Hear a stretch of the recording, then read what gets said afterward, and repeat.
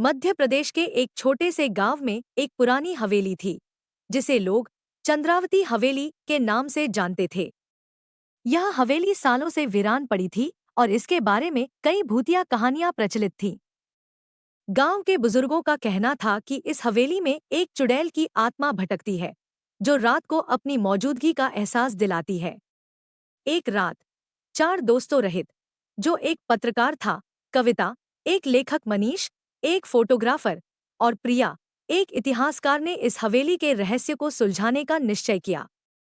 उन्होंने तय किया कि वे रात के समय हवेली में प्रवेश करेंगे और वहां की हर अजीब घटना की जांच करेंगे। रात को जब पूरा गांव सो रहा था, वे चारों हवेली के पास पहुंचे। हवेली का वातावरण बेहद डरावना था। टूटे हुए दरवाजे, जर्जर दीवारें और धूल से भरे फर्श ने उनकी हिम्मत को और भी कठिन बना दिया। हवेली के अंदर जाते ही उन्हें एक अजीब सी ठंडक महसूस हुई। हवेली के विशाल दरवाजे ने एक भयानक आवाज के साथ उनका स्वागत किया और वे सभी अंदर चले गए।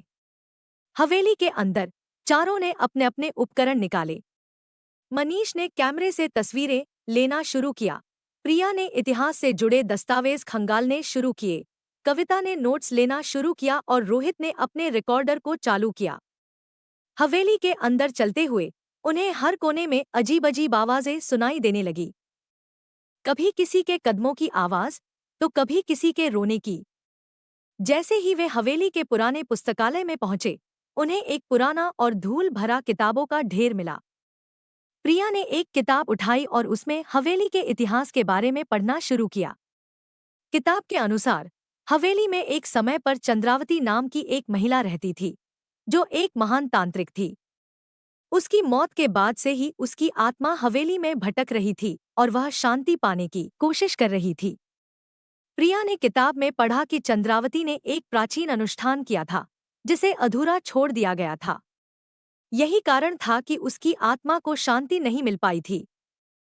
चंद्रावती को मुक्त करने के लिए उस अनुष्ठान को पूरा करना आवश्यक था। यह सुनकर चारों दोस्त एक साथ मिलकर उस अनुष्ठान को पूरा करने का निर्णय लिया। तभी मनीष ने कैमरे में एक छायादार आकृति को कैद किया। उसने अपने दोस्तों को यह दिखाया, लेकिन जब उन्होंने कैमरे में देखा तो कुछ नहीं दिखा। कविता ने नोट्स में लिखा कि यहाँ जरूर कुछ अलौकिक है।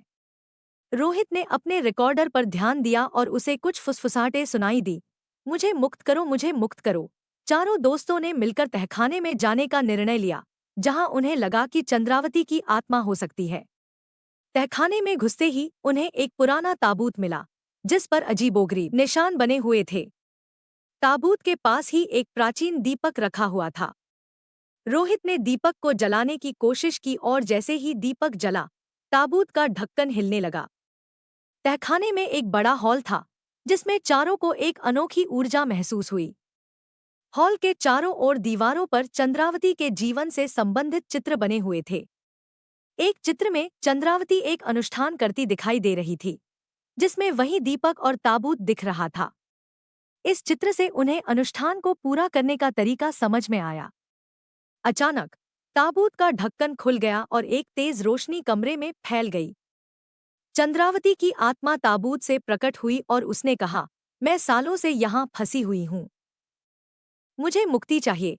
प्रिया ने अपने दस्तावेजों में से एक प्राचीन मंत्र पढ़ना शुरू किया, जिसे आत्माओं को मुक्त करने के लिए लिखा गया था।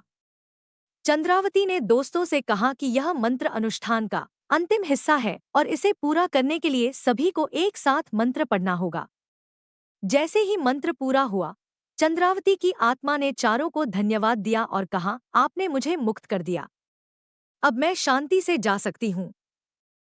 आत्मा हवेली से निकलकर आसमान में विलीन हो गई और हवेली का भूतिया माहौल भी समाप्त हो गया।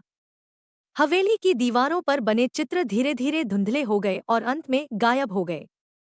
रोहित, कविता, मनीष और प्रिया की बहादुरी और सत्य की खोज ने उन्हें गांव में ही नहीं, बल्कि पूरे राज्य में प्रसिद्ध कर दिया। उनकी इस कहानी को आहट के एक विशेष एपिसोड के रूप में प्रस्तुत किया गया, जिसे लोगों ने बहुत सराहा। अब चंद्रावती हवेली एक सामान्य स्थान के रूप में पहचान बना चुकी थी, जहां लोग बिना किसी डर के आ जा सकते थे। इस कहानी ने सभी को यह सिखाया कि सत्य और न्याय की हमेशा जीत होती है, चाहे रास्ता कितना भी कठिन क्यों न हो।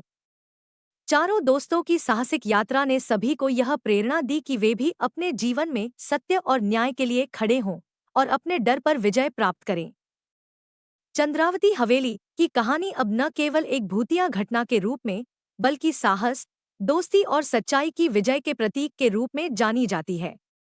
कुछ समय बाद गांव के लोगों ने इस हवेली को एक संग्रहालय में बदलने का निर्णय लिया, जहां लोग चंद्रावती के जीवन और उसकी अद्भुत कहानी को जान सकें। इस संग्रहालय में चारों दोस्तों की बहादुरी और उनके द्वारा किए गए अनुष्ठान की भी प्रदर्शनी लगाई गई। चंद्रावती हवेली संग्रहालय अब गांव का एक प्रमुख पर्यटन स्थल बन गया, जहां लोग दूर दूर से आते थे और इस अद्भुत कहानी को सुनते थे। रोहित, कविता, मनीष और प्रिया ने अपनी इस साहसिक यात्रा को कभी नहीं भूला और वे हमेशा याद करते थे कि कैसे उन्होंने मिलकर एक आत्मा को मुक्त किया और सच्चाई की जीत हासिल की।